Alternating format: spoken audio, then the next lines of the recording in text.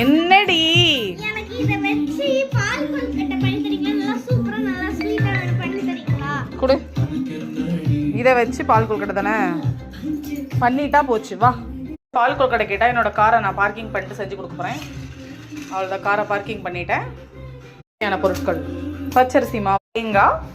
First வந்து ஒரு அடுப்பில் வந்து ஒரு கிண்ணத்தை வச்சு அதில் தண்ணி போட்டு தண்ணியில் லைட்டாக நெய் ஆட் பண்ணிக்கலாம். நெய் வேற கீழே விழ மாட்டுது. தண்ணி சூடாகட்டும். அடுத்தது வந்துட்டு நம்ம வந்து மாவு கொட்டிக்கலாம். மாவு கொட்டு. அப்போ அதுக்கப்புறம் தான் வந்து மாவு பேசணும். அதுக்குள்ளே வெள்ளத்தை உடச்சிக்கலாம். மட்டும் உடச்சாச்சு வெள்ளத்தை. ஹாய் கைஸ், தேங்காய் அப்படி உடைக்கிறது தெரியல, உடைக்கிறவங்க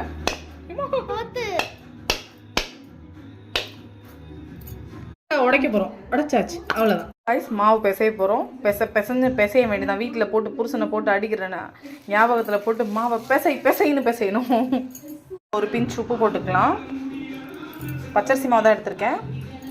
கைஸ், நம்ம வந்து நெய் போட்டு வச்சிருந்தோம்னா சுடு தண்ணி, அதை வந்து இப்போ ஊற்ற போகிறோம். ஊற்றி பிசைய போகிறோம். சூடாக இருக்குது, கொஞ்சம் பார்த்து பிசைங்க.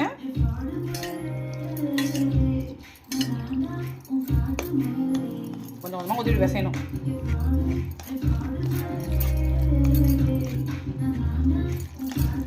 தேங்காய் எடுத்து வச்சுருக்கோம். அடுத்த மாவு நல்லா அப்படி பிசைஞ்சுக்கணும். நல்லா அடுத்து பார்த்திங்கன்னா வெள்ளத்தை வந்து வேக வச்சுருக்கோம். காய்ச்சி அதில் ஊற்றணும்ல, அதனால் வெள்ளம் வந்து தண்ணியில் வெந்துட்டு இருக்கு. அரைச்சிக்கலாம். அவ்வளோதாங்க, தேங்காய் அரைச்சாச்சு. பால் எடுத்துக்கலாம். அங்கே பாருங்கள் எவ்வளோ பால் திக்னஸாக வருது பாருங்கள். எல்லாம் ரெடி பண்ணியாச்சு. இப்போ ஸ்டவ் பற்ற வைக்கலாம்.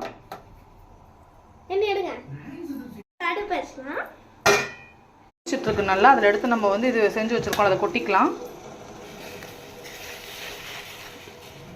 நல்லா கொதிக்குது. கொஞ்சம் தேங்காய் பால் ஆட் பண்ணிக்கலாம்.